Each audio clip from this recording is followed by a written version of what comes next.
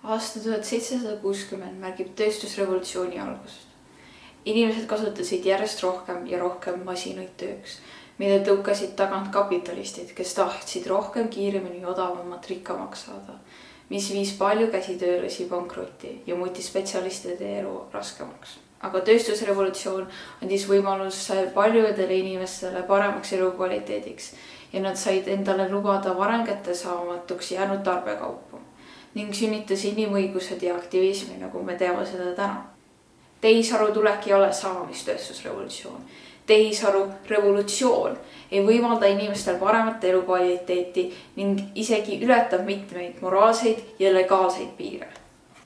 Käisin just Pariisis, Louvre'is, vaadates kunstitervepäeva ümbritsetud inimestega, kes olid kogu maailma kokku tulnud, et ka vaadata tervepäeva kunsti.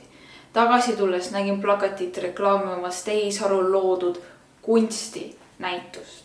Tehisaru ainult mitte ei ähvarda meid asendada, vaid see juba asendab.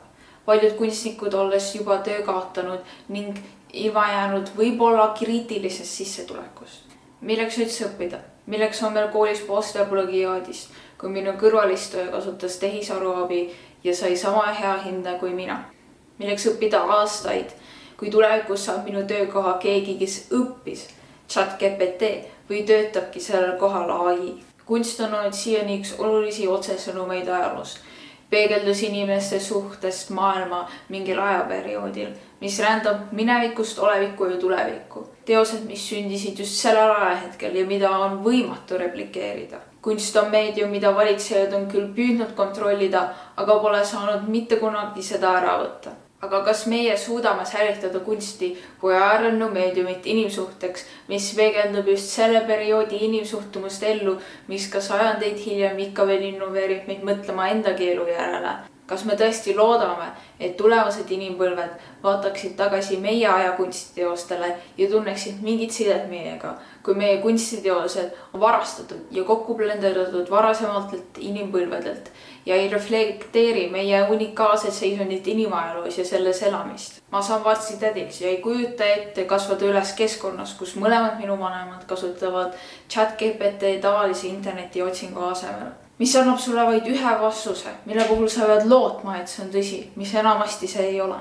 Aga mida sa ikka teed, kui sul pole enam harjumust otsida teisi allikaid, millega võrrelda seda vastust ja hinnata selle kvaliteeti ja tulla oma tulemusele? Kardan, et uus põlvkond ei õpi kriitiliselt meediat tarbima. Nad lähevad kooli, kus mitte keegi ei loe tekste ja raamatuid ja kus keegi ei kirjuta oma kirjandeid.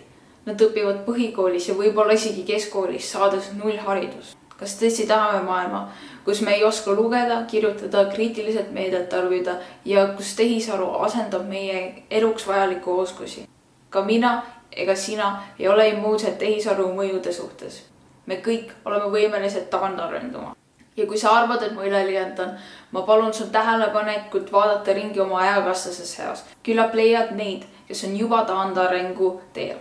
Tehisaru likvideerib sinu oskus panna enda mõtteid sõnadesse ning väljendada ennast, takistades sind loomast sidemeid teiste inimesega, õpetades sulle abitust ja võttes ära sinu võimalusi suurema sõnavara jaoks, lugedes sinu eest raamatuid, kirjutades sinu eest kirjandeid ja asendades sinu suhteid teiste inimestega. Tõepoolest, ma arvan, et põhjus, miks tehisintellekt on nii suur, on vähemalt natuke propagandalistlik. Kunstnike asendamine on vaid algus. See, kuidas me kasutame tehisaru praegu, ähvardab meie autonoomiat kui inimesena. Tehisaru on võimsama jõudlusega kui meie. Ükski inimene ei ole suuteline raamatutäie pilte valmistama sama ajaga kui tehisintellekt.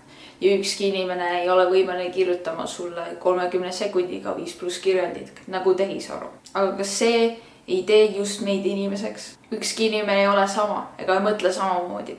Kirjutades seda teksti ühel päeval erineks tulemus, kui kirjutaksid seda nädala pärast. Raamatutäie piltide jaoks läheb nädalaid, isegi kuid aega ja nüüd poleks midagi, kui ennem ei oleks läinud aastaid, et mitte ainult õppida nii joonistama, vaid ka terve elu, et maailma enda ümber just niimoodi mõista, nagu ainult sina oled selleks võimeline. Kas see ei ole just üks põhiomadusi, mis teeb kunsti nii väärtuslikuks? Sinu kõrval olev inimene kogeb kõike eripärasel viisil, rääkides, muutes ja armastades sind nii, kuidas vaid tema seda saab. tehisaru ei ähvarda vaid kunsti kui töökohta. See ähvardab seda, mis teeb meid inimeseks ja kuidas me jagame enda eksistentsi teistega.